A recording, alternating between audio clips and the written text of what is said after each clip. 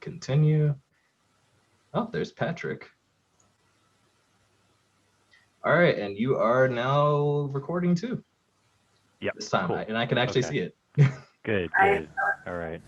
I think I missed a prompt last time. It's good. This is number 11, correct? Yep. Okay. All right. Hello, everyone. My name is Davonte Bradley. I will be your moderator for this 11th Techspressionism virtual salon. We also have in attendance Colin Goldberg, the person that kind of coined the term Techspressionism and started this whole thing off. He will be our timekeeper. And our recorded session will be 2 hours. So we'll be wrapping up around 4 p.m. today, Eastern time. Not quite sure what other people's time zones are, but 2 hours from now. We're going to start things off with a presentation from 5 artists. And then we're going to go into a informal greeting, chatting session. And then whatever else business needs to be taken care of will come after that. All right.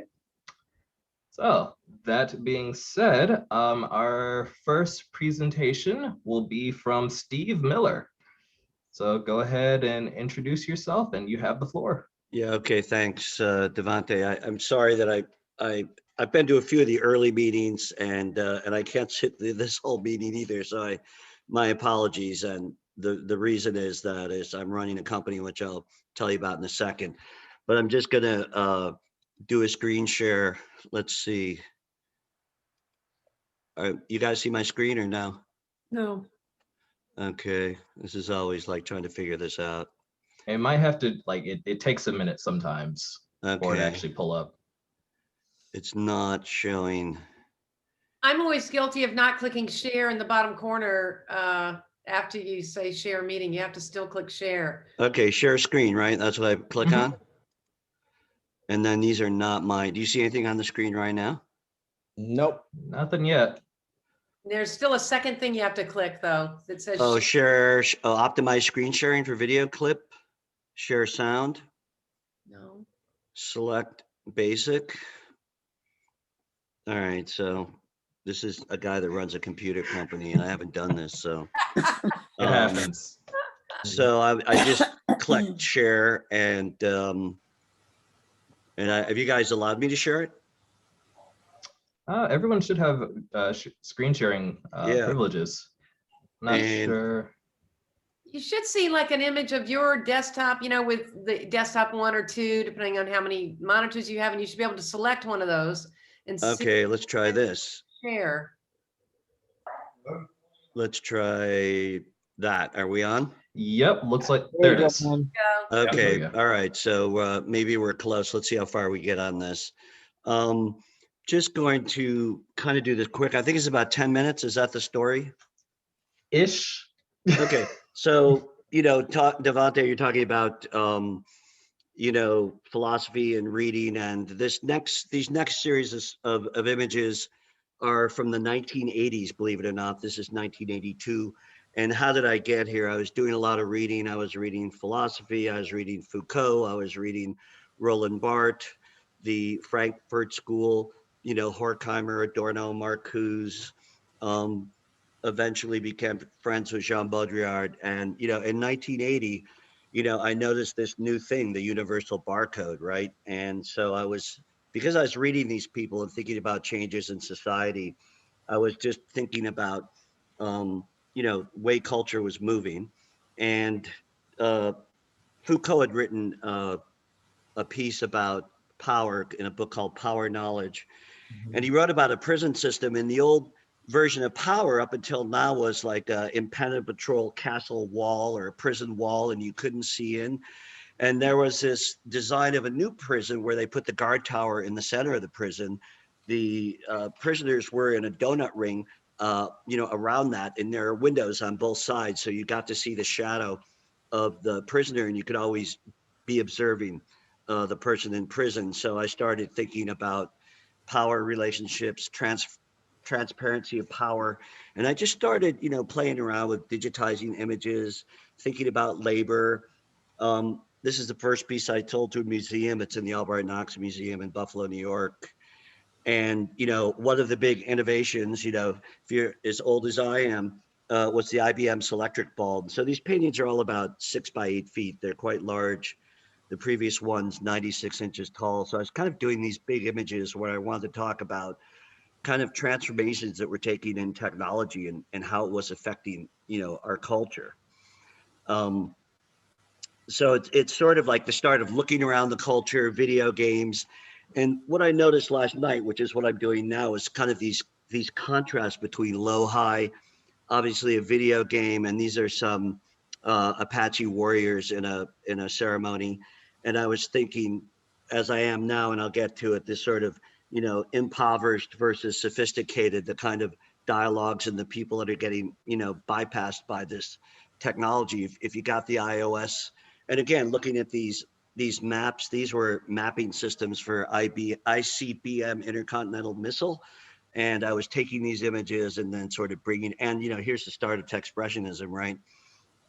This sort of expressionist use of paint and thinking about the advancements of technology. And I finally started doing, let's see if we got something else here I can do that's really quick.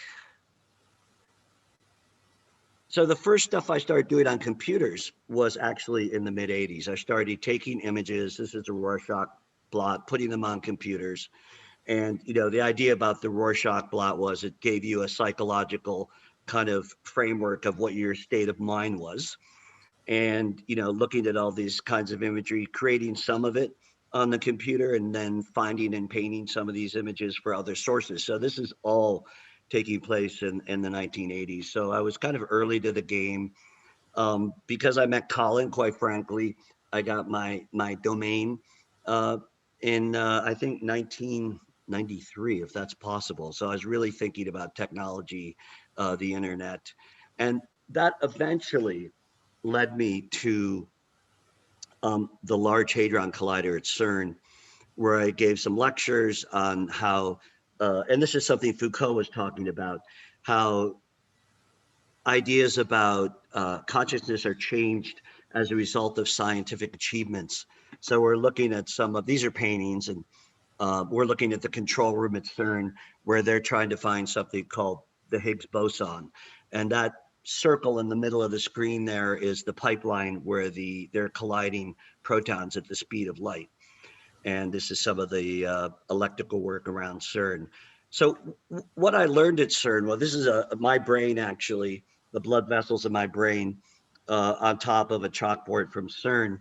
And the big surprise about working at CERN was understanding that I went there as an artist thinking about particles and waves, and I left understanding that it was about parsing data. And when I understood that, you know, data management was quantum, and it was a macro situation with Edward Snowden and Google, you know, creating new algorithms for everything you do, it made me realize that there was some way that this might be able to be applied to the art world. And if I could bring up Arternal, okay, wow, okay, amazing. So what it made me do was start a software company that services art galleries. And what we do is we integrate all of the workflow for an art gallery. We were the first people to bring CRM into the business. And kind of the reason why I'm so you know, crazy busy, I have meetings all the rest of the afternoon. We are doing something kind of unusual. So we're a SaaS-based business that services a software. It's cloud-based subscription. Mate knows a bit about it, so does Colin. And, you know, what we're doing now is understanding the workflow of the gallery, and then we're plugging in something called FinTech, which is kind of the next, you know, revolution in maximizing your customer base. But we're applying financial services to the gallery system, which means becoming more like a bank, having to have compliance issues. And these meetings are all negotiations, incredibly complicated. So, you know, it's kind of, you know, my sort of curiosity about data, the things I was thinking in the 80s manifested in a recognition of another paradigm shift, which was, you know, data management. And one of the things that really discouraged me and encouraged me, who asked an art dealer how they chose their artists. This is about, I don't know, 5 years ago. And the dealer told me, oh, well, we look at the number of followers they have on Instagram, which is like, oh my God, that's so horrible. But at the same time, you know, on some level, it's also kind of very true. So it made me realize, as much as I had understood the data, I guess they ended up using my work on this screen. I make surfboards. Maybe I'll just go to that. So, you know, I ended up doing a 10-year project in Brazil to x-ray the Amazon. And it was a project to really, it was called Health of the Planet, which I trademarked. And there was this idea is if Brazil are the lungs of the planet, I could give Brazil a medical checkup and x-ray the lungs. And it resulted in 2 books, this being one of them, published by Glitterati Press. And I was thinking about, you know, other ways to get around kind of the gallery system, get the word out there, which led me to making surfboards, skate decks, clothing. Let's see, then I trademarked, over 10 or 15 years ago, Health of the Planet. And it just was a way to start looking at, you know, another audience, right? Like just getting, you know, people to see the work and have a dialogue about the work that wasn't necessarily, and then in the walls of a gallery. And, you know, I took both the images from Brazil and I took, this is a series of masks that we did. So let's see if I can't click on these. I'll go to another site, which I don't want to do. So that's kind of the overarching kind of place that where I'm at right now, which is, you know, understanding that data is a very important part of our system. I'll just flip through some of the Brazil images that maybe address kind of Techspressionism. And what's going on now is that I realize, again, this high-low situation, these are wires on the right from the slums of Brazil. And those wires are involved with all of the kind of, you know, land clearing, the need for the resources of the land that's being cleared. So it's sort of, you know, a very interesting kind of situation where, whoops, okay, I want to go back to, let's see, we'll go there. You know what, I'm going to come, this'll do it just fine. So this is today's post. So on Instagram, this is where I'm at now. The wires that you're seeing in those photos, that is actually one straight, clean shot of wires in the favela in Brazil. And what's interesting is this sort of like crazy need for resources. And I'm combining, let's say here, you know, work I did with this guy at the bottom. He was the 2003 Nobel Prize winner in chemistry, a guy named Rod McKinnon. And he won the prize for figuring out how ions cross cell membranes. And I'm going to wrap it up because I see I'm way over time. And these are chalkboards, you know, from CERN, and in the background, you can see the wires from the favela. So kind of what I'm thinking now is this, again, like I just looked at those paintings from 1980 and realized the high-low aspect of it. This is a human protein model from Rod, who won the Nobel Prize. And these are the background. You see these kind of favela images. And so on this, the white background, the, you know, the river looking thing and these lines, this is satellite mapping of Amazon land clearing. And, you know, it got my attention because of the patterns are really interesting. And then the chaotic, you know, need for these resources expressed by, you know, we're all using these resources, but there's kind of an unregulated need in the slums of Brazil. So we have the piranhas. This is a satellite view of the Amazon River, and you've got the piranhas and, you know, the eating of the resources and the decimation of the rainforest and the need for these resources. So that was the dialogue about, you know, health of the planet. And now I'm thinking more about, this is in the favela in Rio, again, with land clearing maps. And I'm thinking about that dialogue now between super high tech and super low, the kind of imbalances. You know, this is another kind of thing where I'm like looking at product. This is a map.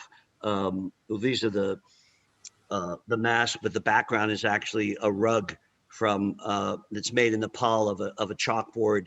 I'm making skate decks. this is another kind of crazy, slide that's the background of the favela with the nutso wires with the chalkboard from CERN. So that's sort of where I'm going right now. And the whole Techspressionism thing started, a while ago, actually, talking to Colin. Let's see if there's anything quick.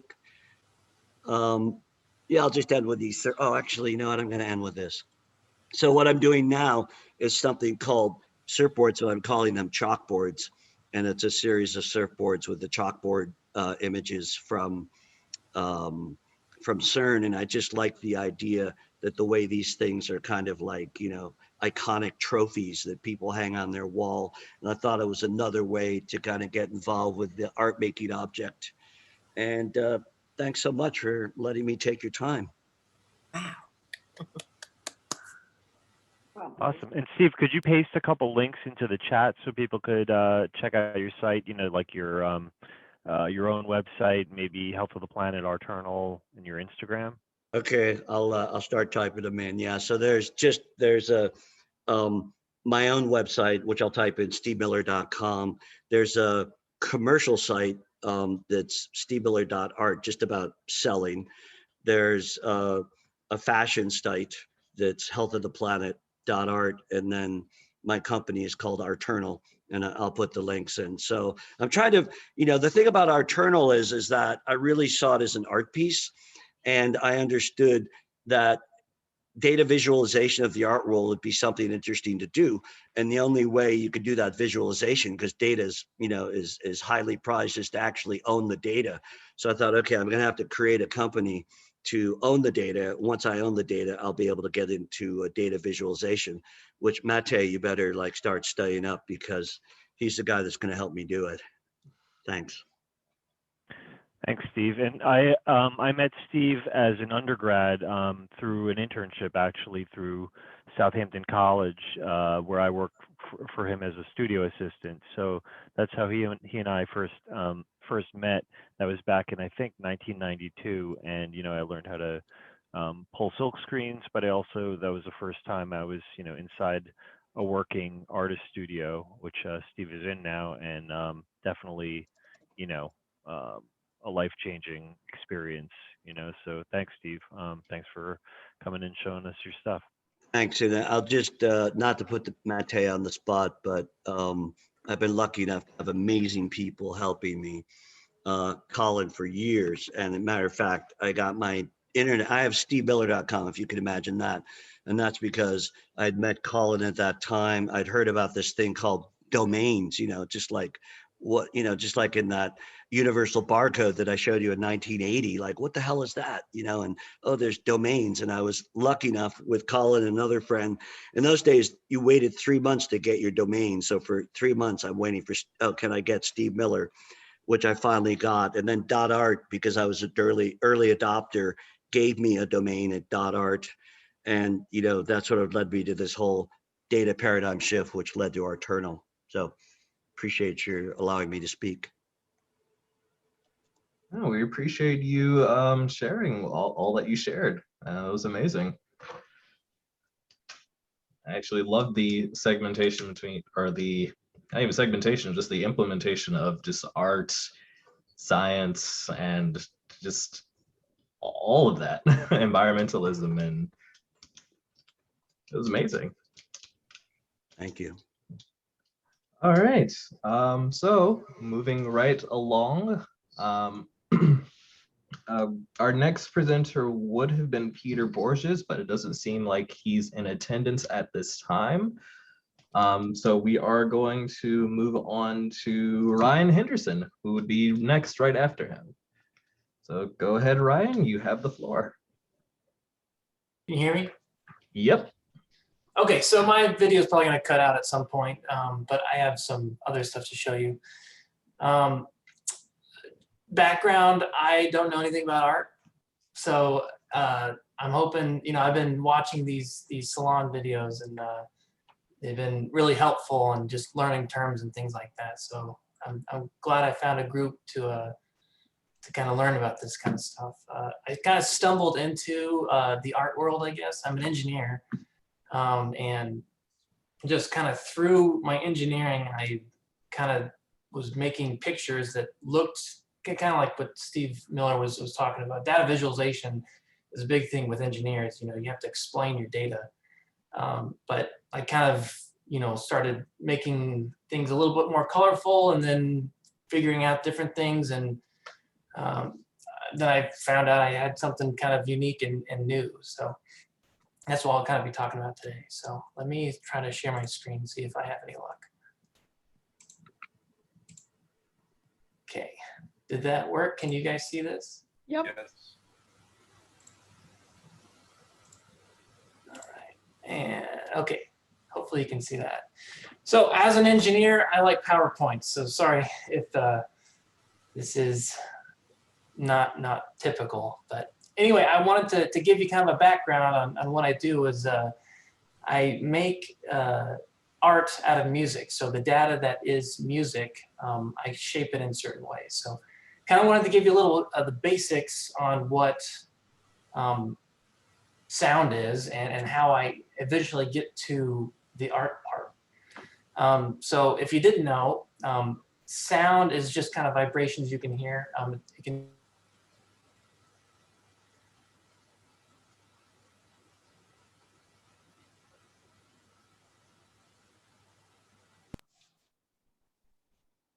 Can you hear me? Yep, we can hear you now. Okay, Yeah, sorry. you cut out. It looks like my mic cut out too. All right, sorry about that. So anyway, and you might just have to wave your hand, Davo, if you can't hear me again. Gotcha. Sorry about that. For some reason, my webcam doesn't like Zoom.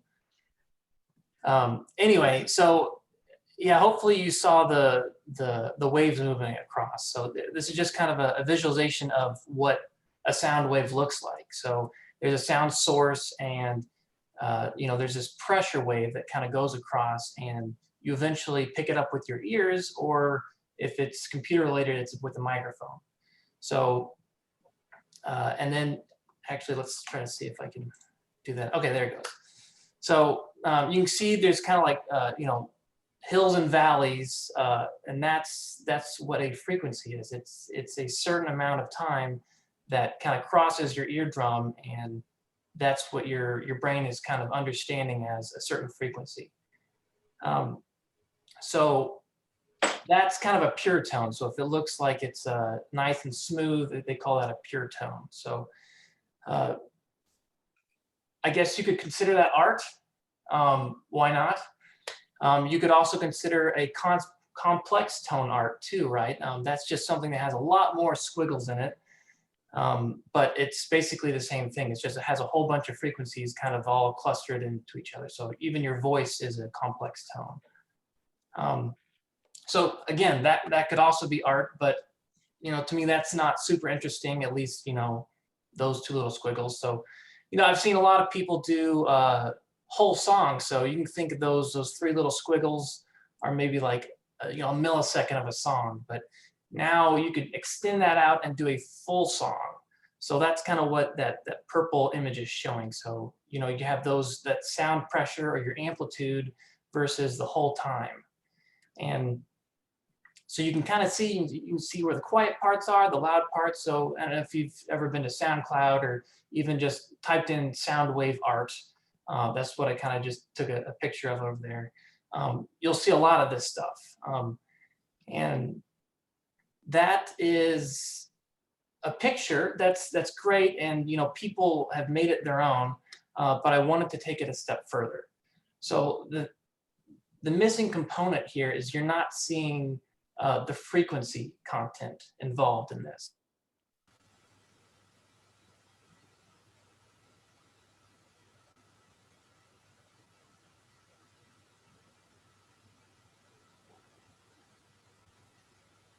I think your mic cut out again, unless you're saying words. Yes, no, maybe.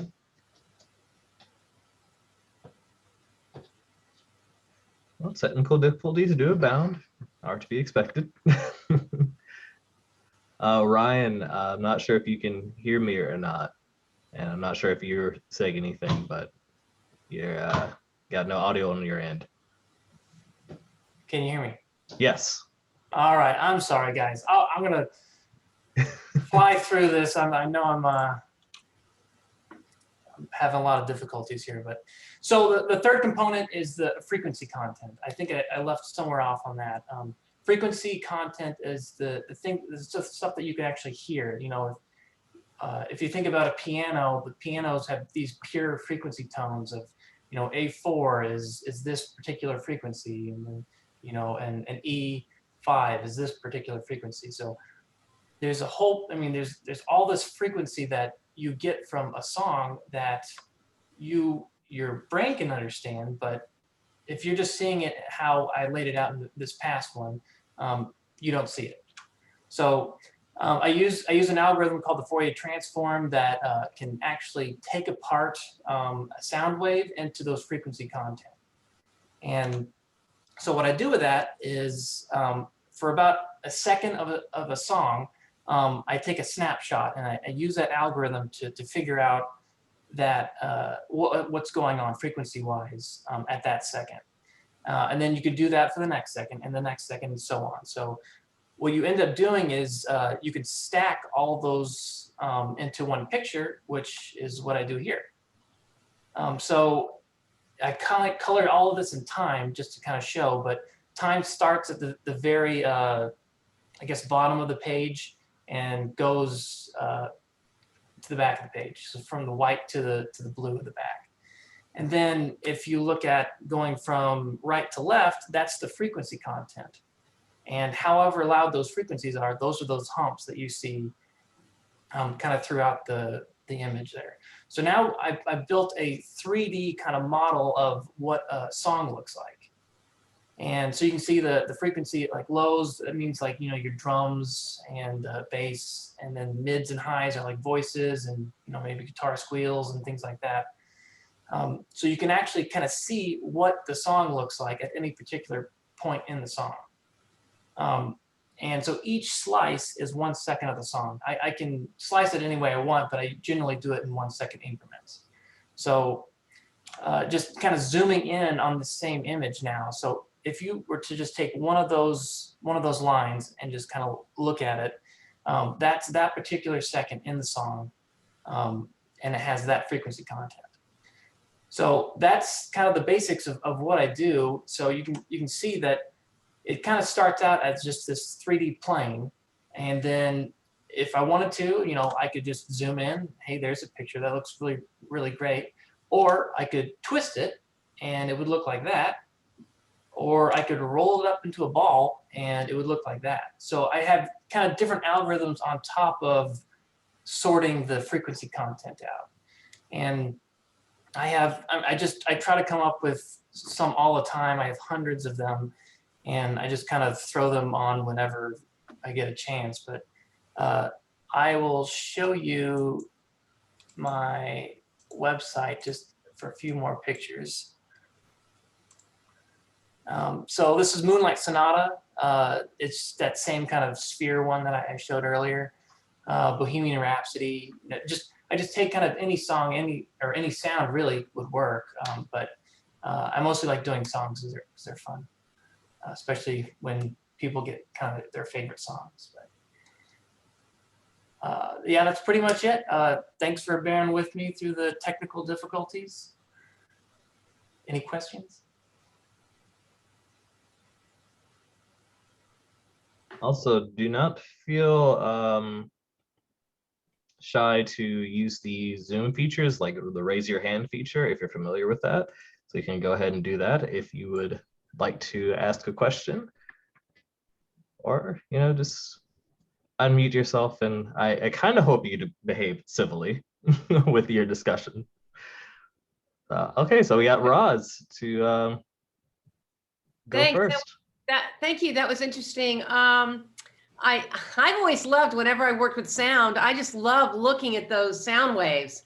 So it was interesting to hear your presentation. My question is, are you actually doing the whole song, like Bohemian Rhapsody, or, you know, are you doing the whole song, or are you just taking little pieces of it and calling it that? I'm just curious if it's a complete data, you know, visualization of the whole song. Sure, yeah. Yeah, it is the whole song. Sometimes I zoom in, so you'd only be looking at a certain section of it. But yeah, I process the whole song first, and then whatever view looks great, I go with that. And do you ever think of maybe that might go back into animation and you actually put the sound with it, or do you want to be more abstract about it? So I have done that. At some point, it kind of gets to like being a what is it? Windows Media Player. A lot of people have asked for video of it, but it kind of, I'd rather show the whole song, because I don't think many people have ever seen it like that. So yeah, I like it, keeping it abstract, I guess, but I have done videos. It's interesting because, well, I know there are other questions, so I'll let them go, but it just seems like you could do so much with this too, and playing it a different way, like, the way we're telling stories that are not analog anymore and stuff like that. Okay, but I'll be quiet and thank you very much. Yeah, thanks.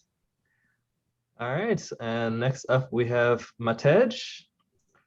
Oh, hey, I'm just curious, what programming language or software are you using to make that?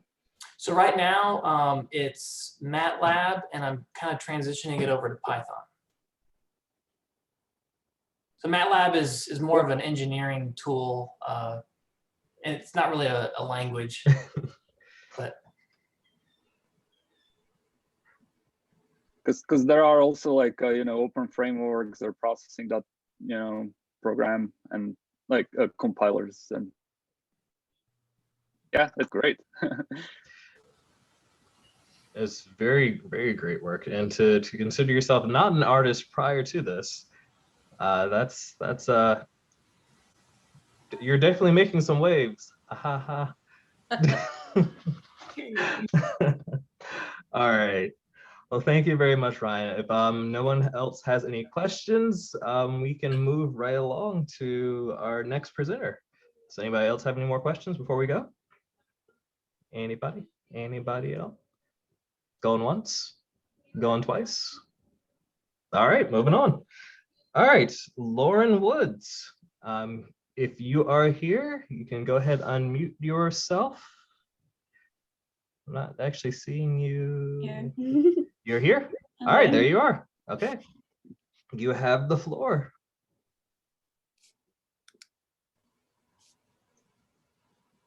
Oops.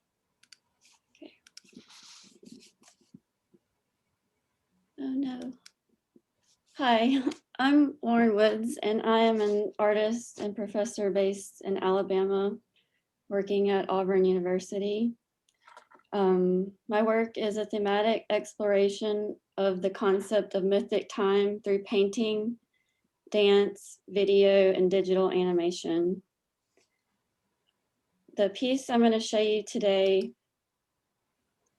is from a collaborative project called Body Tides that I did with a choreographer named Billy Blanken of Sheep Meadow Dance Theater. This is him. I created the digital animation and concept. He choreographed it and is performed by the dancers of Sheep Meadow Dance Theater with original music by Jack Ray. This was a live stream event produced by 10K Productions at Culture Lab LIC at the Plaxall Gallery in Long Island City, New York. So I'm going to show like an excerpt of the video. I'm not sure if the sound is going to work, but we'll see.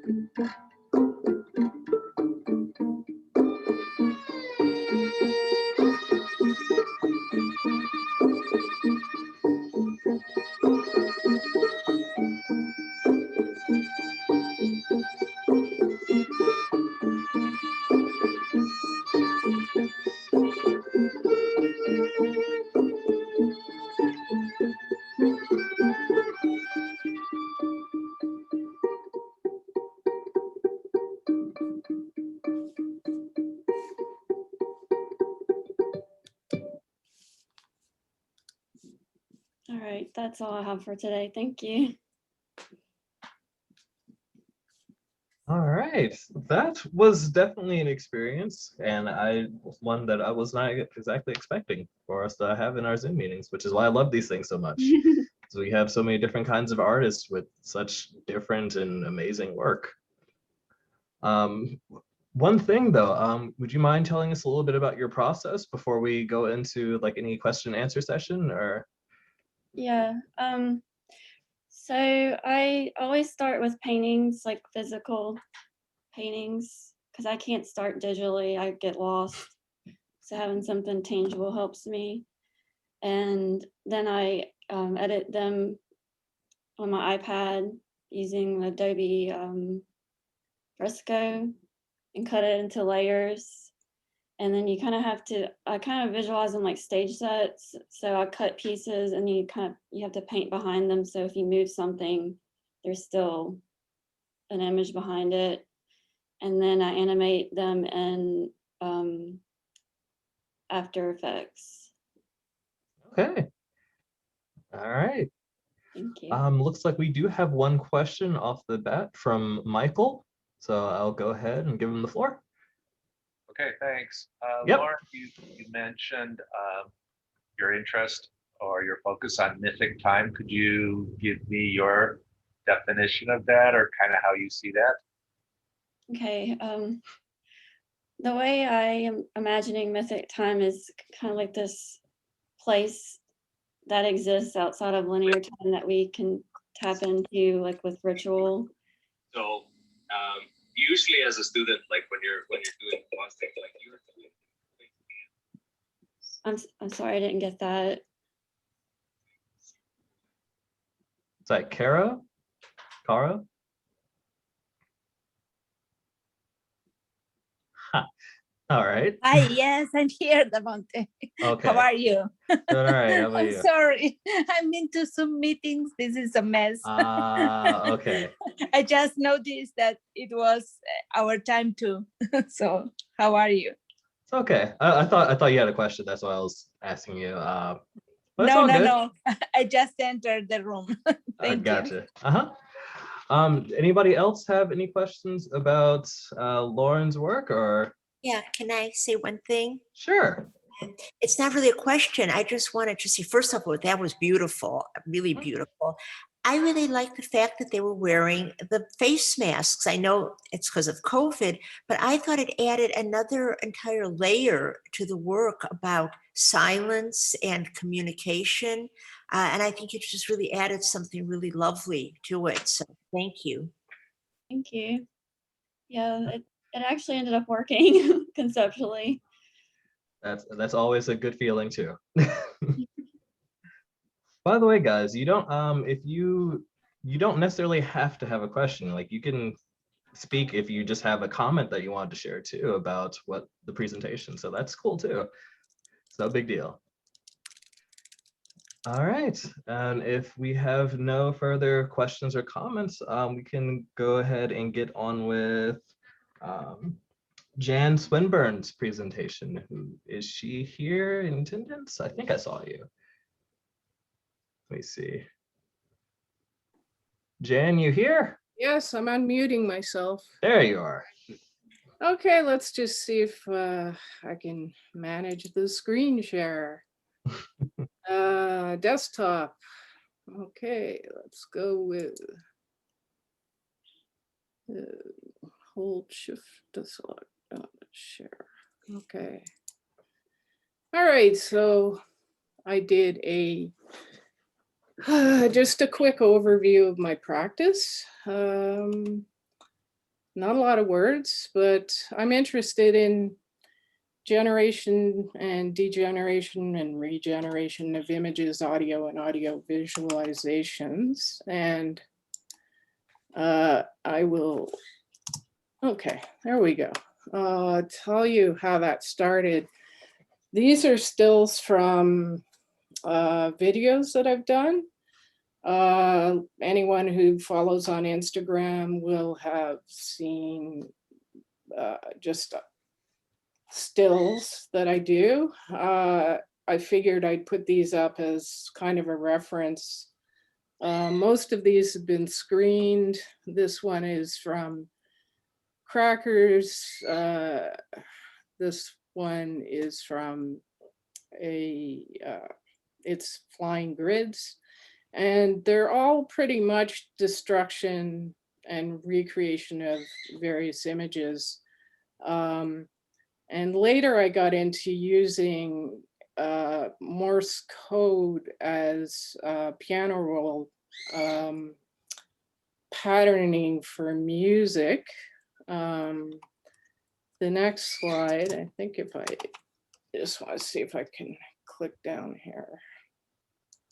Okay, this is a rough sort of visual artist statement, and it's sort of how I link things together. So there's painting sequences, there's audio Morse code patterns.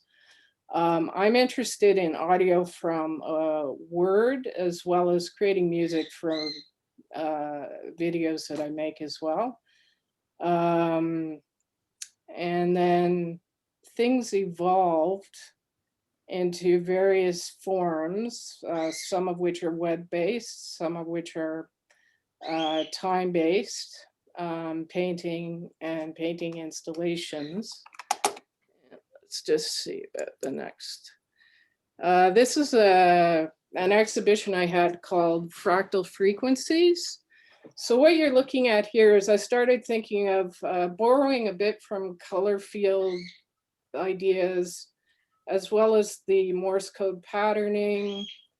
The center line in the exhibition is actually Morse code for music. And then I augmented it with notes. And during the exhibition, I also composed music from that piano roll pattern. So there was some ambient music playing as well. I didn't bother putting the soundtrack up just for time purposes. And so this is basically an installed piano roll piece.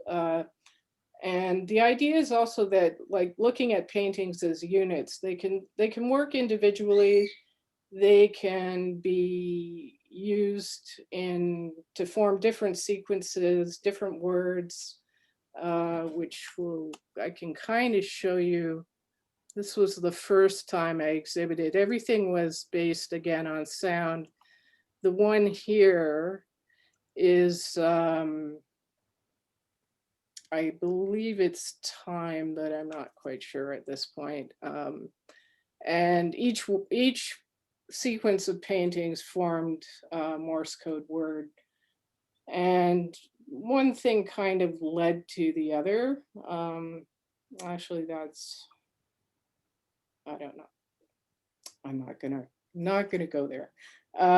Memory being what it is. So that's kind of where I started with traditional media. I've been at this a long time, so I'm giving you more or less kind of an overview of the last, I don't know, 15 to 20 years. Now, hopefully this will play. Then I got interested in capturing audio, kind of like in a very crude way, similar to Ryan. And this video was shown at the Wrong, which is an online presentation in the Wrong Biennial, actually, at the Peregrination Pavilion, which was, the pavilions are servers, which is where we get into Techspressionism.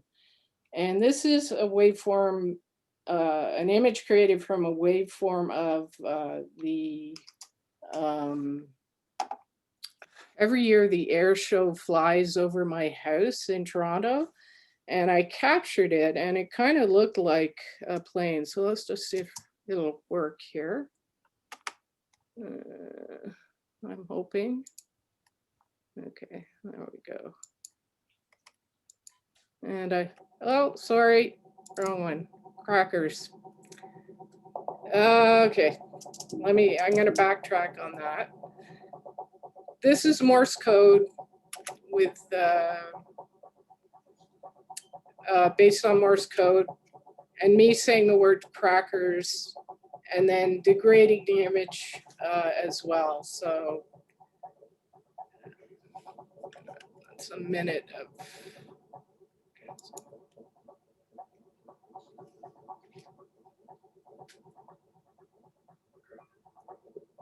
So it degrades my voice and turns it into music, degrades the Morse code.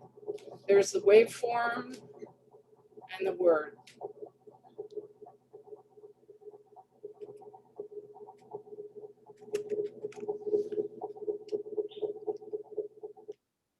Okay, and it's my order. Okay, and here's a similar one. If you've got headphones on, this is a bit loud. Just a fair warning. This was, I showed in Washington for Queering Sound, and it's just a brief excerpt of Love, similar theme. And let's see.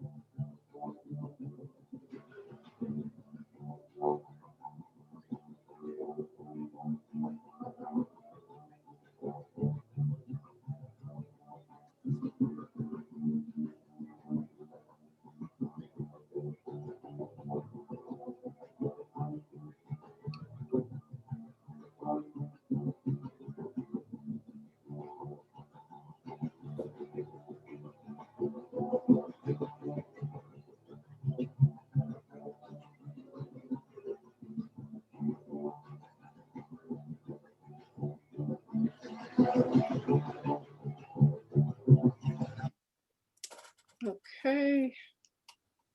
All right.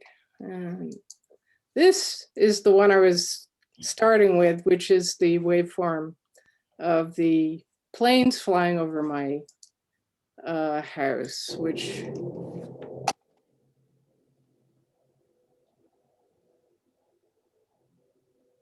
so this is entirely created from the waveform, a visual capture of the waveform, and then augmented and processed through various apps.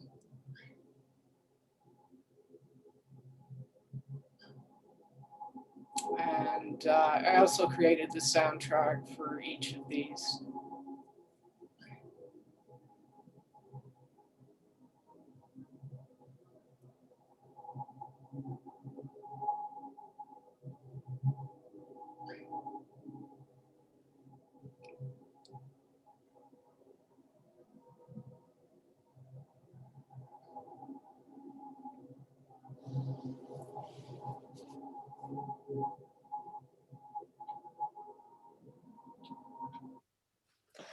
Okay, so from there, I started working with my voice and words. I've always been interested in audio, language, words.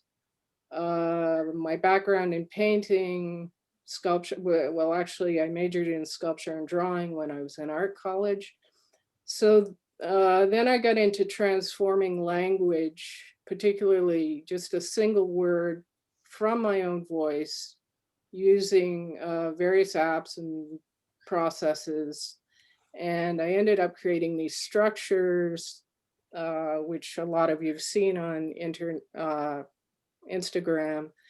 This one is, these are all time, and it's all taken from the same waveform and then processed differently through various apps. And I was really happy with these, but the digital print processor, lack of texture, lack of painting, wasn't quite enough.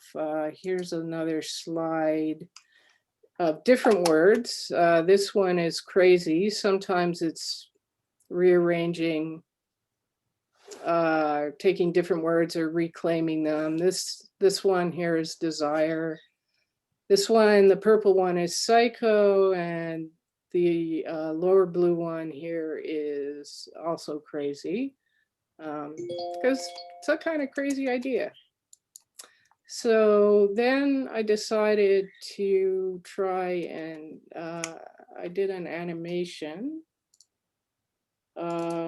Still working on some of these again, and just using simple processes. I have a bunch of these in development. And with all this work, basically, I applied for a grant, and I started to, this basically just does the same thing, so I'm going to stop it. I got interested in taking these to fully kind of Techspressionist level, and using CNC process as well as traditional painting processes, started working on a series of sculptural reliefs. This is time again, and that's how it becomes translated. I'm very interested in this working in a sort of it's like collaborating with a machine and a computer. The machine cuts things certain ways, and then I keep what I like, I file things out, I keep tool marks. The sky is my own work with impasto, and I'm kind of deep into this right now, and there's a few technical problems to solve, but I've got a number of them done so far and intend to continue. This is also time as well, is the word. And the orange is a little pumped up in this picture. It's a little more, I don't know, creamsicle in real life. And then let's see, okay, this is time as well. This one I left a lot of the, I kind of exploited a flaw in the Photoshop app I used, which started making these sort of waveform textures, ridges down at the bottom, which I thought were interesting. And so I kept some of them and, you know, worked on the rest. And then just whip through to the next one. This was, I think, the second piece I did, time as well. And then coming full circle back to video and moving image. This is where I'm headed, especially with the pandemic.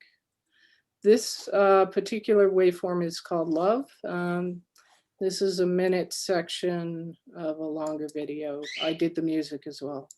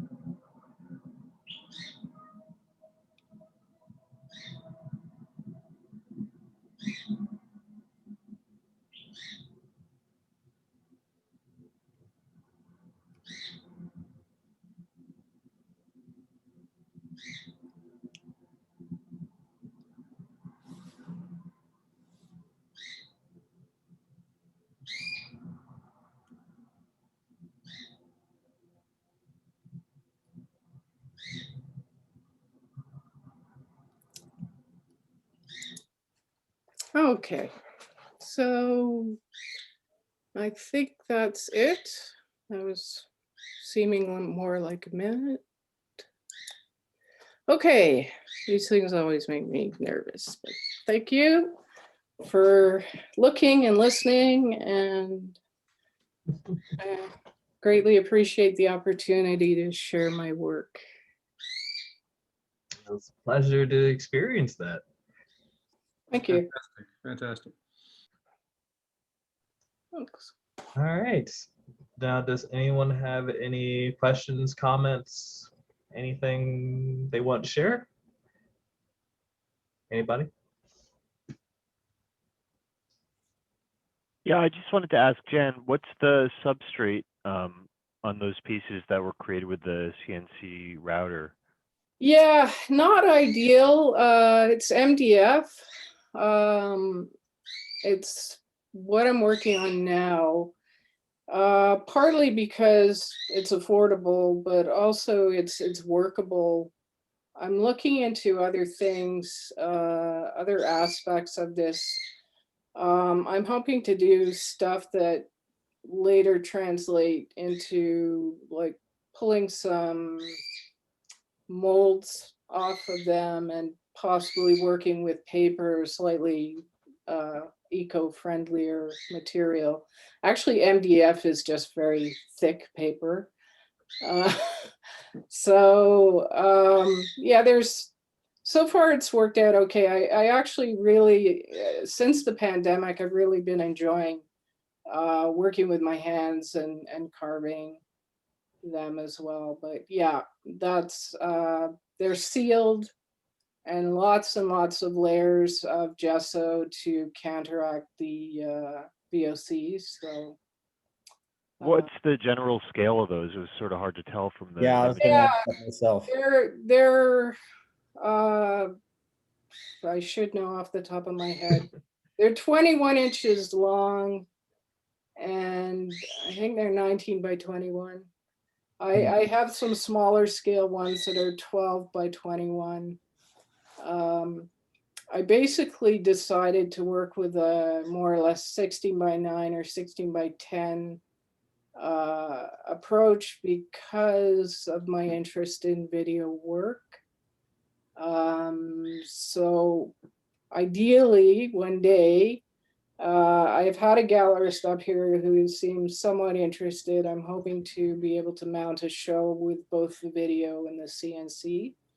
But it's a long process. I've probably got a year and a half at least more work to do. So How about doing a resin cast? You know, a clear and then putting the video beneath it. yeah, I've been looking at different approaches like that. I had a discussion with somebody. You know, I've thought of projecting onto them as well. Sure. That's another option. I think there's a lot of possibilities that I do want to explore with this. The resin casting, again, it's getting into areas of, you know, that's huge amounts of plastic and chemicals. And, Yeah, it's when it gets heavy, and yeah, heavy. They're heavy enough. That's one of the issues too with like transport is they each one weighs, I don't know, probably 7 to 10 pounds. I guess. I haven't weighed them. And definitely not sustainable. Yeah. So I'm looking at, you know, possibly doing some vacuum forming on them and then working with that to do some casting and then paper. I need to talk to somebody who's into sculpture to see if you could actually how latex works with MDF. If I'd need to seal them first or not. Anyways, there's a lot of future.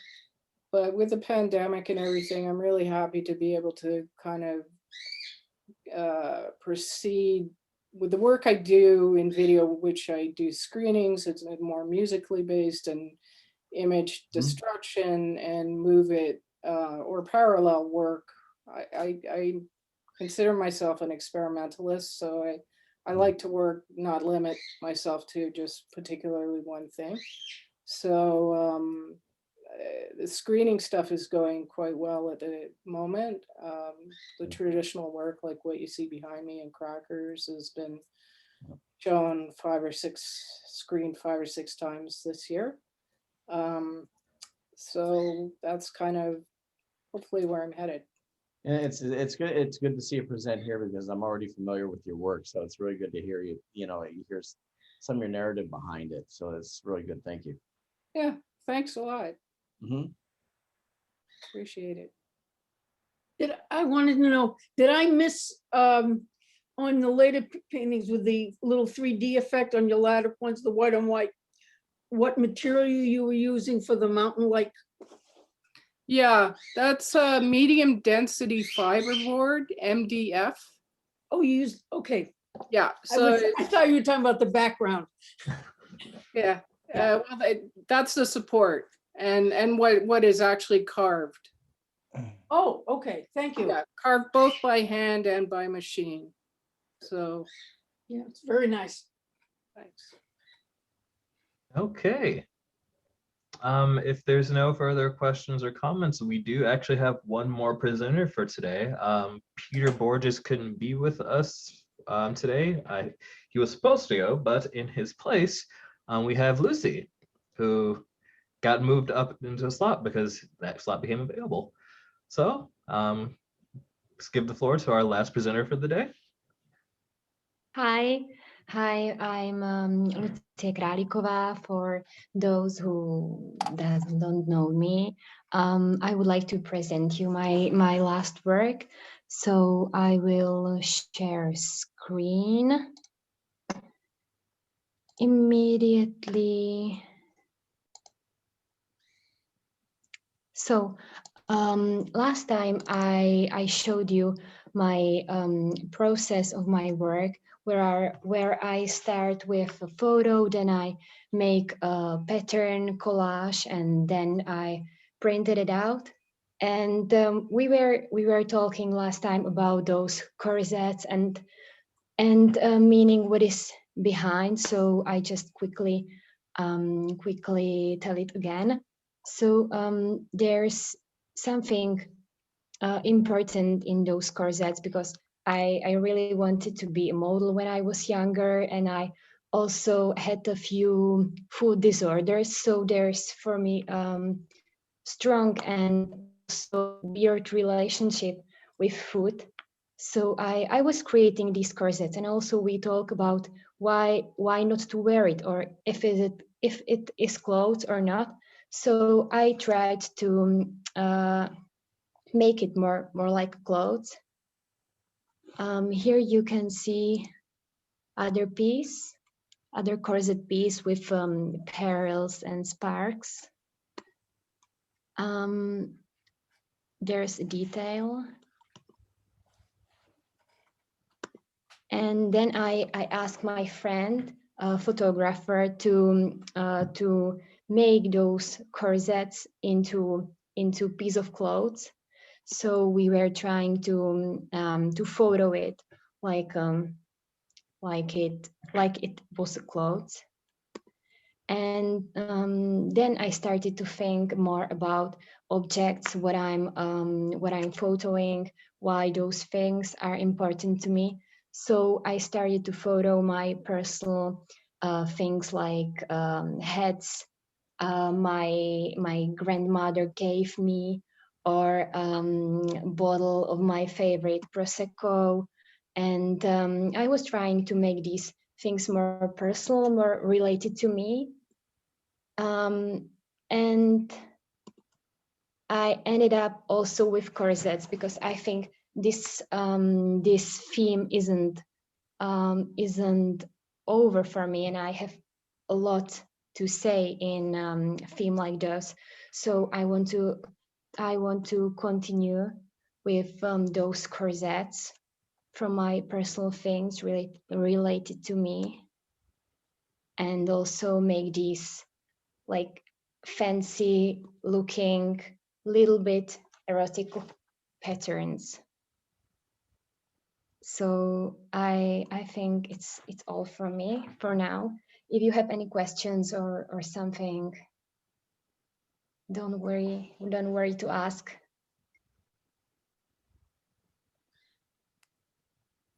Well, thank you for sharing. One thing before we actually get into the discussion, how do you pronounce your first name? Because is it Lucia. Lucia? Okay, because I had it wrong. You can call me Lucy. It's okay. But do you prefer one or the other, or? I think Lucy is okay. I don't know. It's okay. Okay. All right. Anyone have any questions or comments about Lucie's work? No? Okay. If no one has any questions or comments or anything like that, we can go ahead and segue into the next kind of more informal part of the salons, which is we're going to kick things off with like a little greeting. Introduce yourself. If this is your first time here, you want to say hello, you feel free to do so. If you want to go in order, please do raise your hand so that we can get to everybody in turn properly.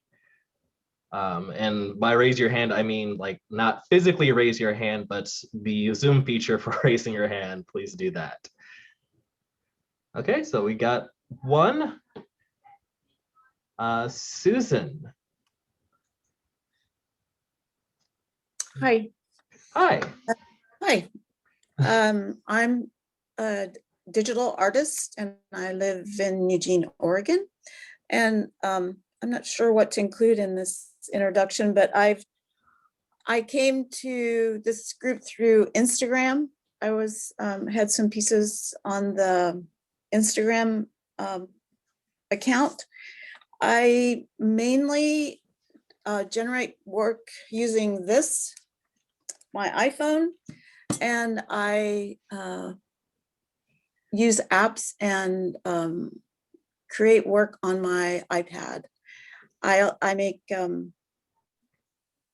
digital work that I reproduce in two-dimensional canvas prints and such.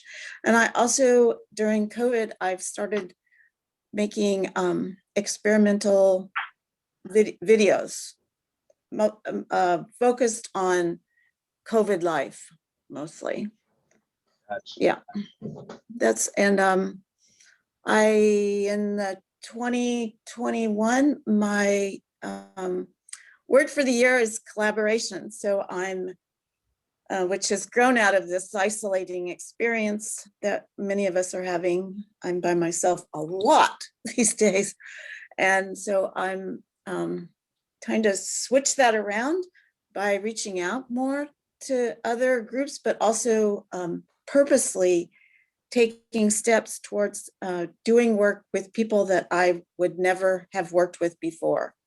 I'll just say the thing I'm doing next is I'm putting together a window installation with people I've never met that live in my neighborhood through a neighborhood art group.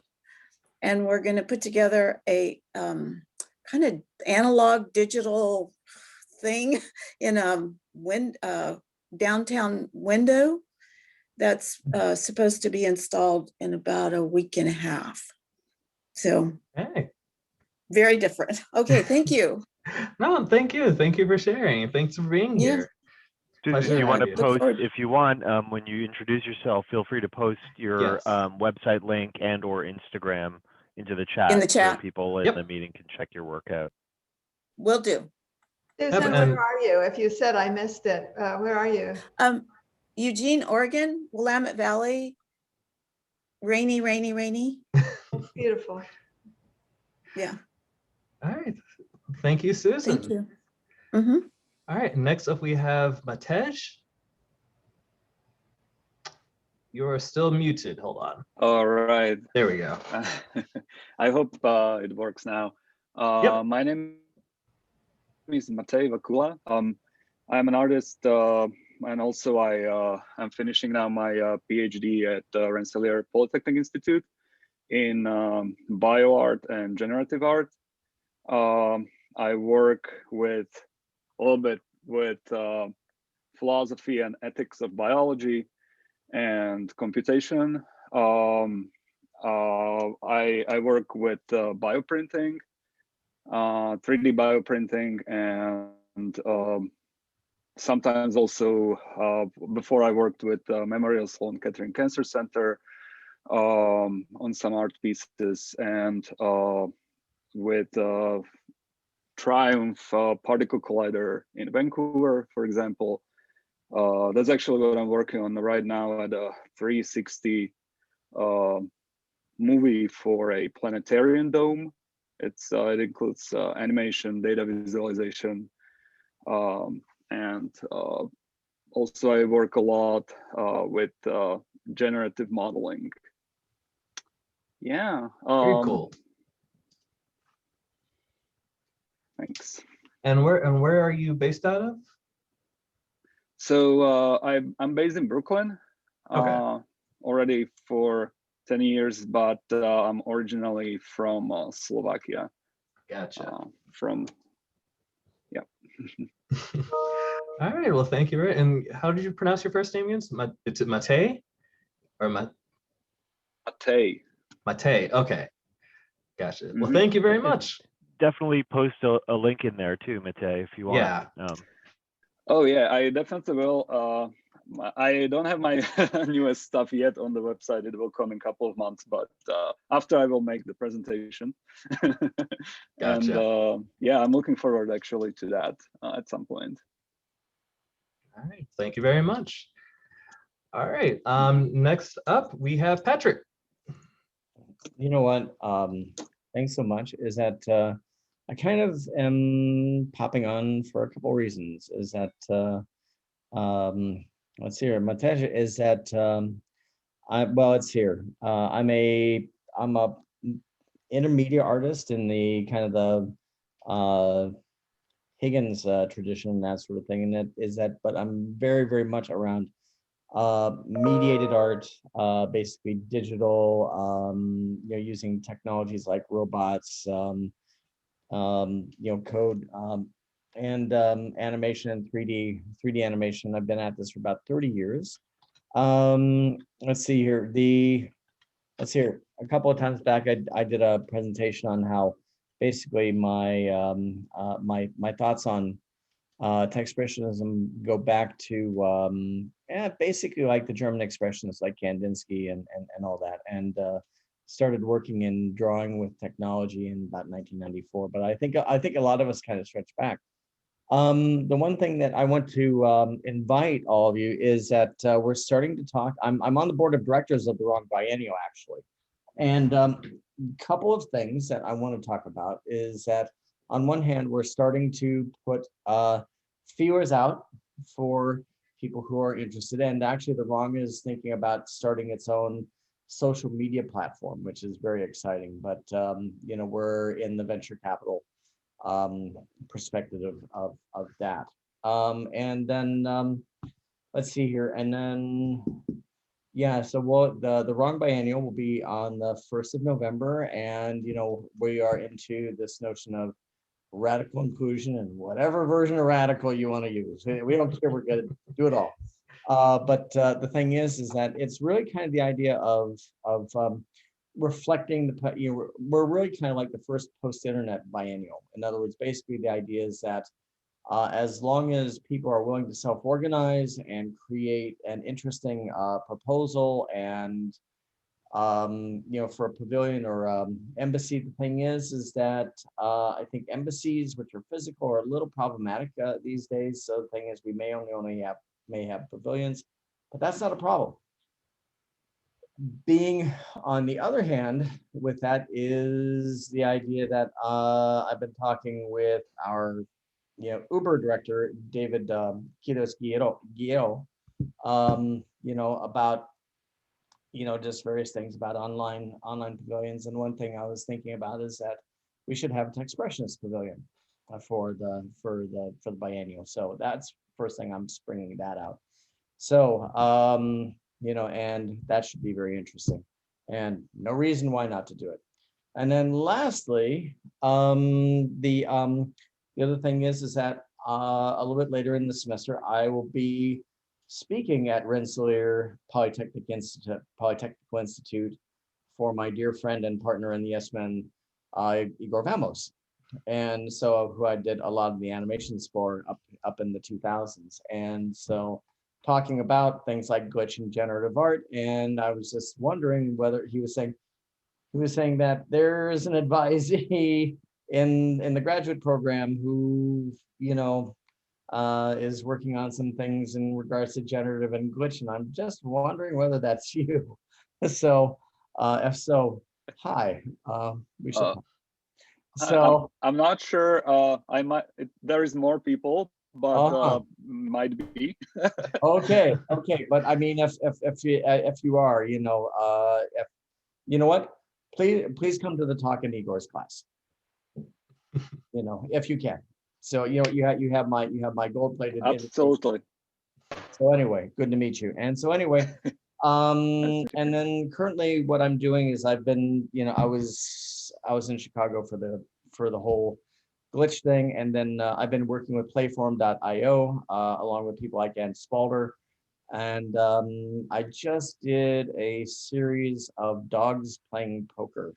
I took as many images of dogs playing poker as possible and threw them into a GAN, and they came out really interesting. Nice. On one hand, highlighting the sublime and sometimes utterly useless nature of AI.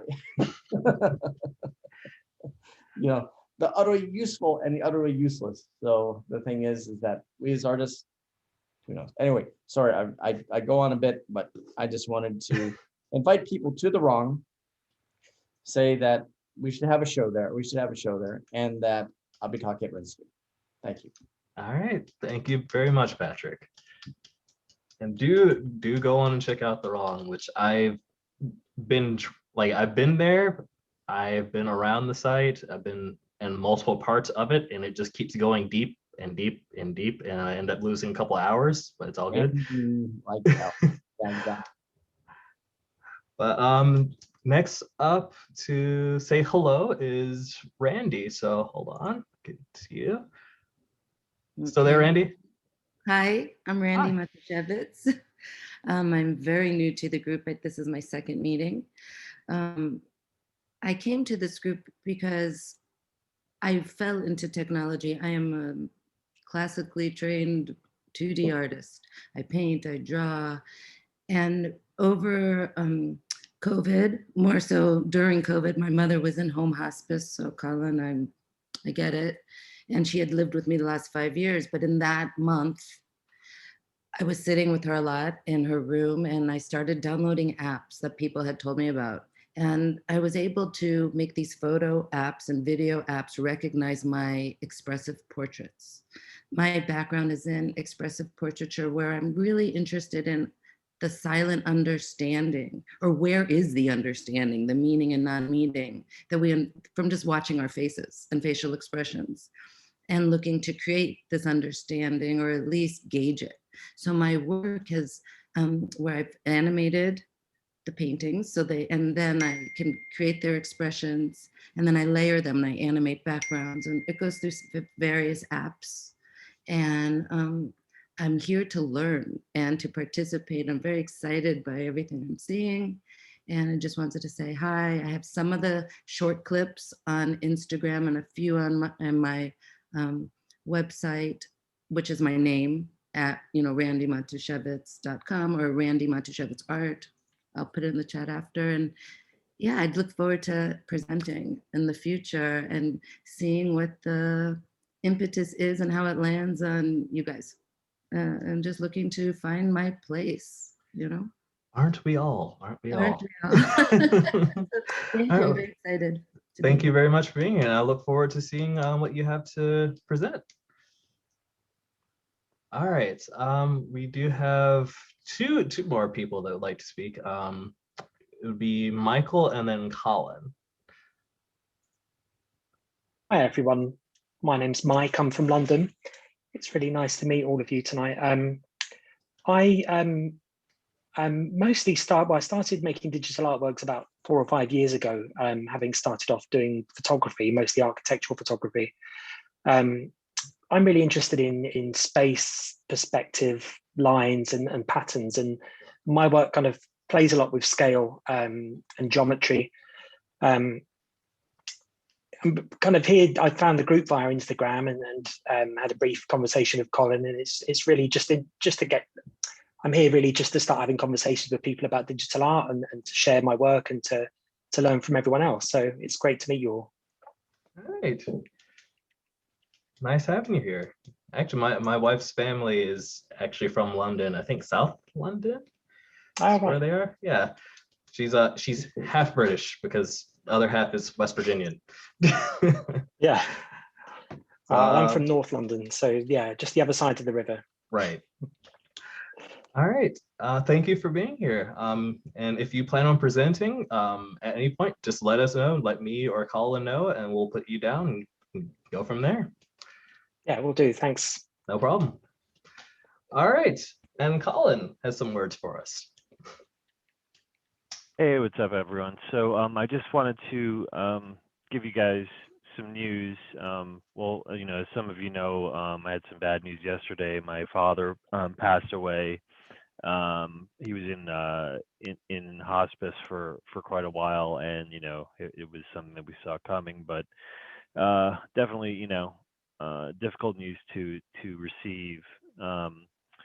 But he's no longer suffering now, at any rate. And I did get some very positive news on Friday, though. Basically, I got an email from the director of the Southampton Arts Center, which is a physical space that was a museum space. It used to be the location of a museum called the Parish Art Museum for many years, which has since moved to Watermill, just not too far from where the Southampton Arts Center is.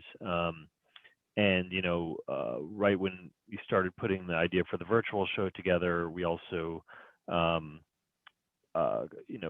started formulating plans for a physical exhibition, and a proposal was put together, and basically they gave it a green light for 2022.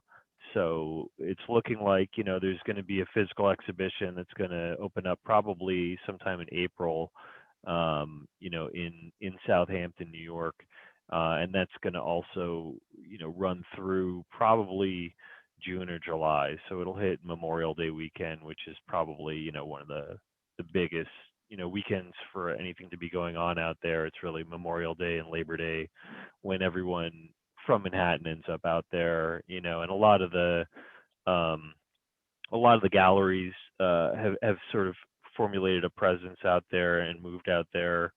I'm pretty sure Pace now has a space in East Hampton, and I think the fact that a lot of people from New York City are sort of leaving the city, post-COVID or during COVID, has kind of like changed the landscape a little bit.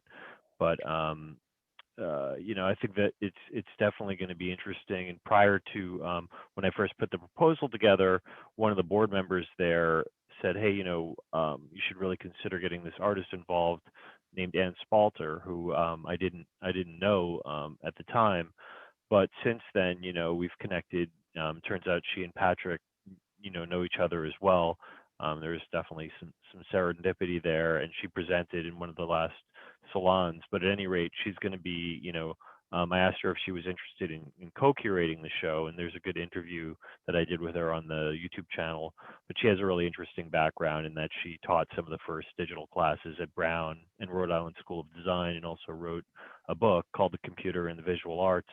But sort of the most relevance to this exhibition is that her and her husband, Michael Spalter, have a collection which is one of the largest, I think it's actually the largest private collection of digital art that exists. So the work goes back to like the 1950s, where people were using like bomb tracking computers and mainframes, people who were really scientists more so than visual artists to create images. So I think the possibility of including some of this historical work in the show would really put the idea of Techspressionism in a context that I think it'd be pretty interesting. you know, where a lot of the work shown at this space, Southampton Arts Center, really focuses on artists that live and work on the East End of Long Island. You know, I really feel like this show has the potential to be something broader than that. And also, you know, I think there's definitely some time. There's over a year to consider how this is all going to be put together. But I think that there could be some interesting ways to have it be, you know, as inclusive as possible within the constraints of there being a physical space. That is, like, you know, I actually put a feeler out to a coder whose work that I found on a site called Stack Overflow, and he was working with the Instagram API, pulling, you know, basically being able to pull randomized images from any given Instagram feed. And I think that could be a really cool basis for a video-based installation piece where everybody could get some visibility that way, even if it's cost prohibitive for, you know, a lot of members to ship work back and forth to a physical space. So, you know, there's a lot of ways that it could be worked out, but I think, you know, it's a very exciting development. And the guy who gave the proposal the green light, his name is Tom Dunn. He was actually, I believe, I'm not sure if he's the executive director of the Southampton Arts Center now, but he was on the board, or he was pretty, you know, instrumental in a recent major redevelopment of Lincoln Center in Manhattan, you know, and that was his background before he was at Southampton Arts Center. So definitely, you know, it should be an interesting audience. And I think that, you know, it has the potential to be a really good show. So I just wanted to share that with you guys. And, you know, this is all sort of like the flow of life, you know what I mean, in terms of the positive and negative energies happening, but you all know, concurrently, always together. Absolutely. So, you know, I mean, I'm glad that I have this piece of structure in my life. You know, I still do client work, you know, to pay my bills and stuff like that. And I sort of told them, hey, you know, like, I'm taking the week off to pay my respects to my old man, but, you know, this is like something different. So yeah, that's all I got. Thanks, guys. Thank you. Yeah, no, this is kind of an unrelated subject, but, you know, I think if there isn't a word, there needs to be a word for, like, that feeling that you get when you have this really unfortunate thing happen or becomes part of your knowledge, but at the same time you also learn, almost like within a day or hours of this other really positive thing happening, and you're kind of just caught in between. You want to feel happy, but at the same time it's like, no, this is really sad too. And I don't know, because that's been kind of the story of my life for a long time. It's like, these good things happen, but at the same time this other unfortunate thing is right there next to it, always together. Always together. Always. I just have to say always. Always, like I say, that's the gift of the universe for the pain, right, and the hard part. So I feel like there should be a word for that. We need to make one. We'll make one up. Yeah. Life is a pretty good one. Yeah. True. I wonder if in some other language there's a word for that. You know, like there are languages that have that kind of capability of describing feelings that we don't have in the English language. And it makes me wonder if there's a language that has that. I think Japan, definitely. You think what? Japan.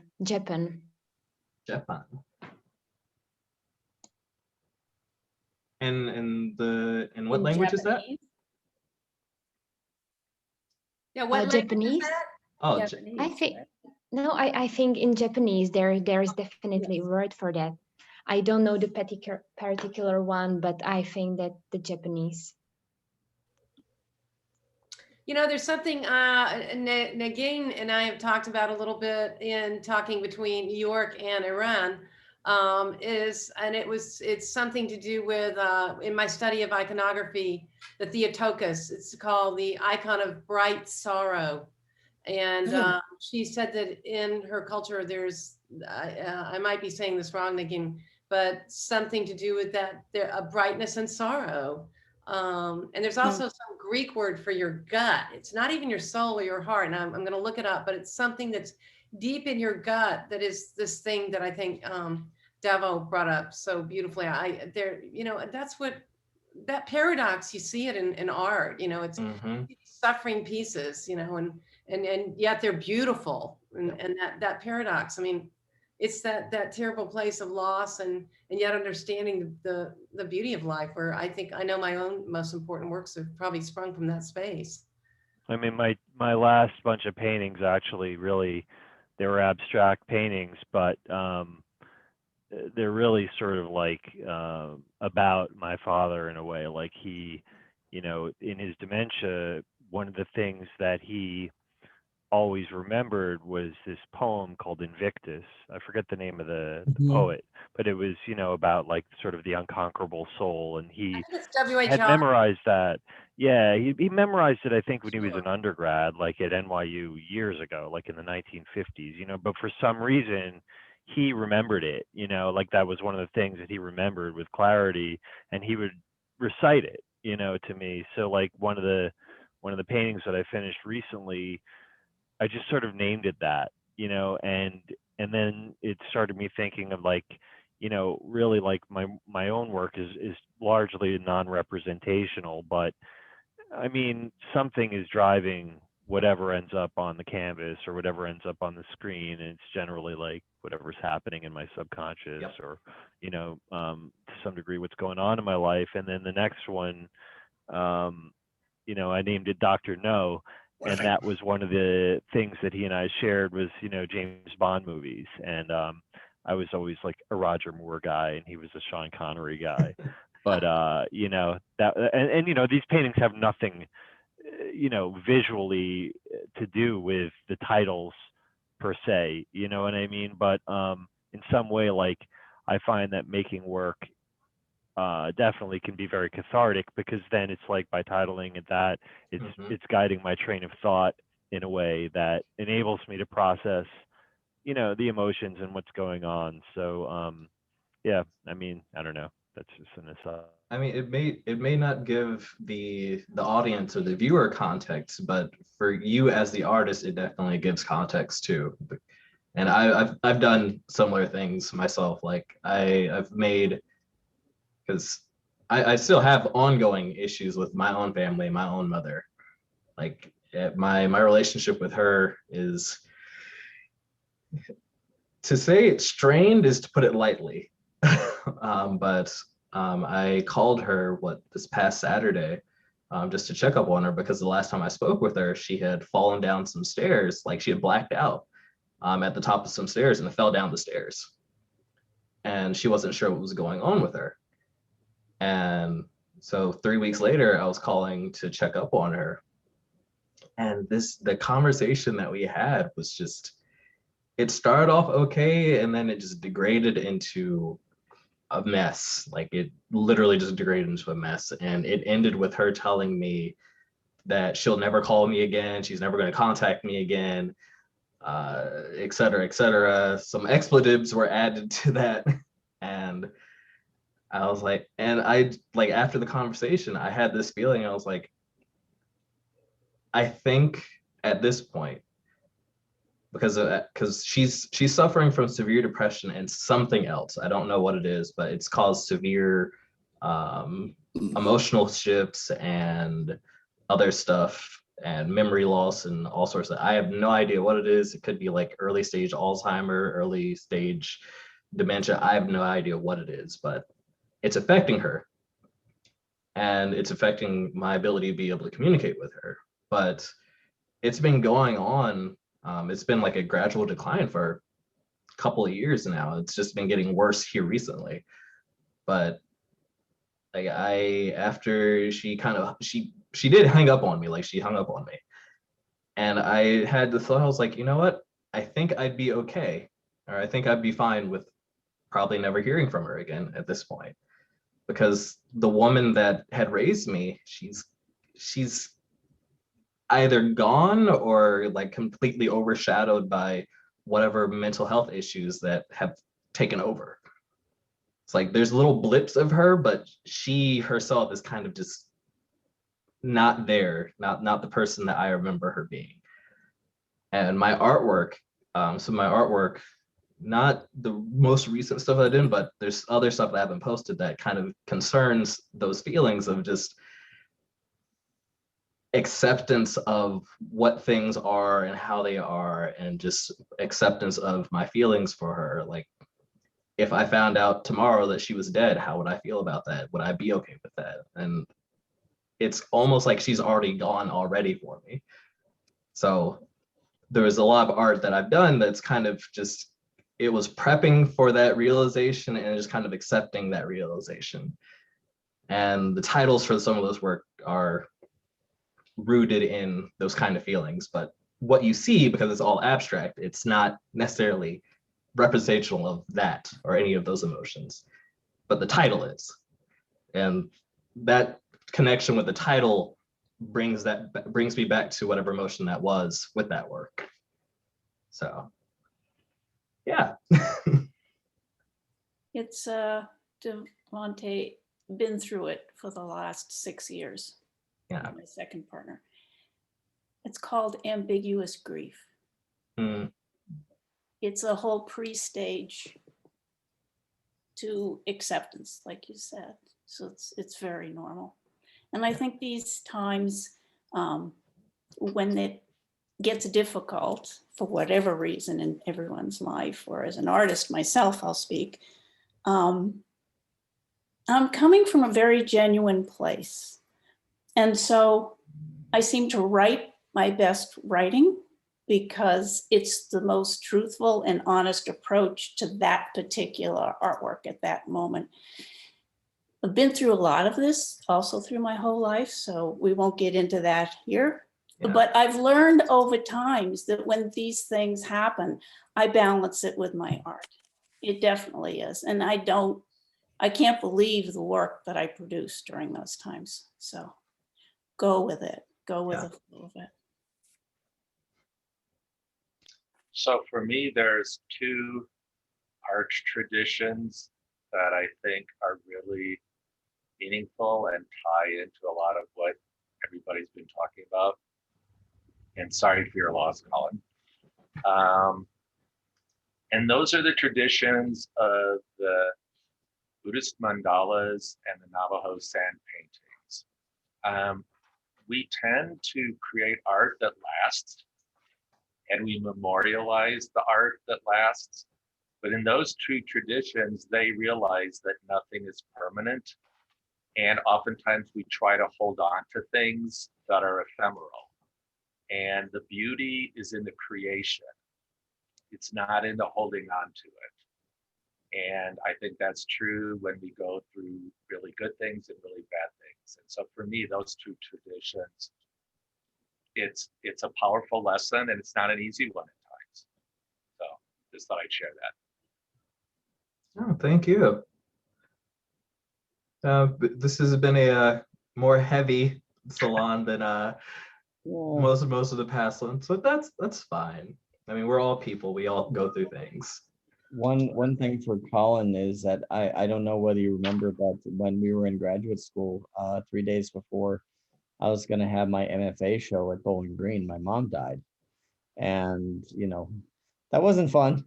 No way. But I think the thing is that my mom was an artist, and I think what you might be seeing is like with this community is the fact that is the art is everybody like in our committees was saying is like no we can do this and somebody can do it. I said no, like hell no. My mom was an artist, I'm an artist, and you are all my friends. I'd spent 2.5 years with all of you, and guess what? I'm not gonna let my mom down. I'm not gonna let you down. And I think the thing is that this was that was the best thing to do. And I think the one thing is that an artist is what you are, and let that sustain you. It was a great show too. Totally, totally remember that space, and it was full of amazing objects. Weird stuff. Yeah, yeah, it was cool. It was cool. You know, I did want to say one other thing real quick. Like maybe a couple of weeks ago, you know, Helen at the Pollock House is our group advisor, and I was contacted by a woman named Joyce Raimondo, who's their education director, and so they do sort of like an ongoing series of Zooms at the Pollock House, sort of about things centered around expressionism in general. So I'm going to be actually speaking on Zoom on the 24th, which is next week at some point. Yeah. And I'll send out an email to the list. It's like something that people need to register for, but it's totally open.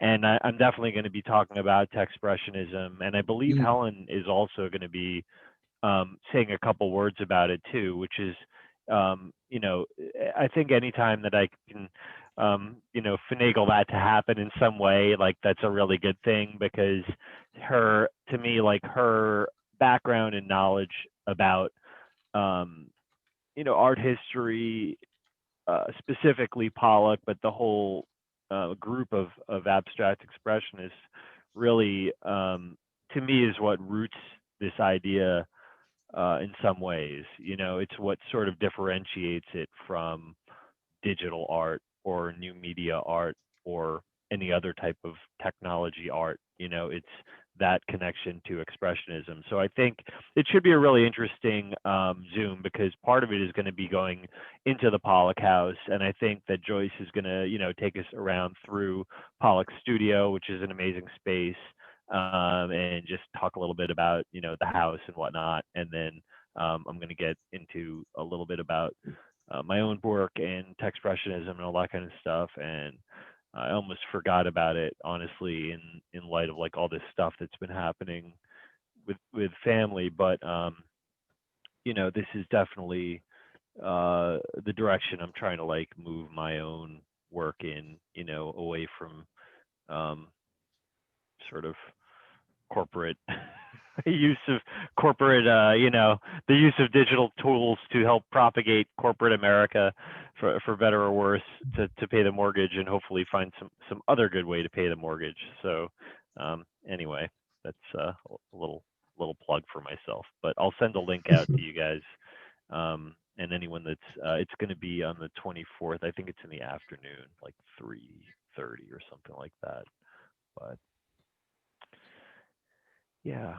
And Davo, did you want to say anything before we close quickly about the collab and sort of like, you know, where we're at on that? I know, you know, we started a second round too with people signing up for that. So yeah, I'll go as quickly as I can and try to like not go over. So pretty much the first collab project is more or less done as far as the artwork is concerned. We just need to get that in the Kunst matrix and get that show set up and everything like that. The second one is now starting. I sent you guys an email earlier today detailing how many participants there are and who's going to be in it or who wants to be included in it. I think there's 16 participants, so we have 8 potential pairs. Before I start pairing people off, I did go ahead and say that among those people, if there was somebody on there that you like wanted to work with, go ahead and email them so that, you know, they know like, hey, I want to collab with you in particular, before I start pairing people off, or at least send me like your top 3 picks if you have them, if you really want to work with some people. And that's getting off the ground. Sorry it's taken a bit for like any kind of updates on that. My mind's been a little sporadic lately, unfortunately, sorry. But it's still happening, it's still going on. Even though I'm so slow to communicate with you guys, I'll be better about that. But it is still in the works and on the way. We're not taking any more new participants for this round, for this month. Next month is going to open up next month. So there's that. So if you still want to take part of the collab project, we're having it every month. It's going to be an ongoing thing, and it's going to be smoother and more seamless each go around because training wheels kind of. But yeah. Davo, do you envision each installment being up for a month, basically? So if we go on that schedule, like, you know, the first show that goes live will be up for a month, and then the next one comes up the second month, or what do you think about that? I kind of envisioned that way, and then also having like a video record of that particular one. Like, so we'll have like somebody go in virtually record that whole exhibition and then upload that to YouTube. And then when that's done, we'll upload the new one. So that'll be the current living collab event for that month. Oh, that's a cool idea. Yeah, because I know you can do the walkthrough with Matrix too, where you just click and it takes you through from piece to piece. So that's a good way of documenting it, and not having to like leave it up all the time, because we don't have a hard, you know, date for the you know, Techspressionism juried show at this point.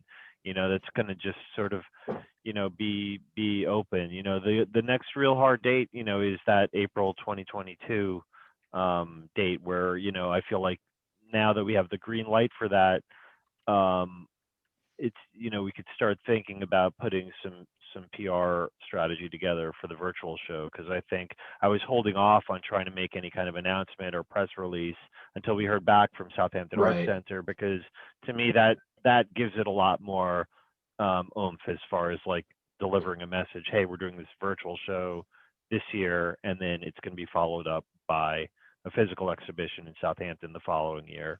I think at that point, then, you know, critics and collectors are going to pay a lot more attention if there's going to be a physical venue down the road, you know. So as much as we're trying to transition to being, you know, inclusive to both, there are a lot more collectors and galleries and everybody that's sticking more to the traditional stuff for now, which we have to utilize at this point. But it's all right. It's all good. That being said, though, we are 1 minute away from 4 o'clock Eastern time. So we're going to be cutting the recording any second. Thank you for stopping by. You're welcome to stick around if you just want to chat with me, because I will be here, because I don't have a life outside of this. No, I'm just kidding. Actually, it's kind of not a joke, because this is like probably the biggest part of my life right now from what I'm working on. But yeah, you're free to stick around if you just want to chat. I'll be here. And thank you for stopping by. It's been a pleasure. Thanks a lot, Davo. Yeah. Excellent meeting. Really great. Bye, everybody. Thank you. Thanks, everyone.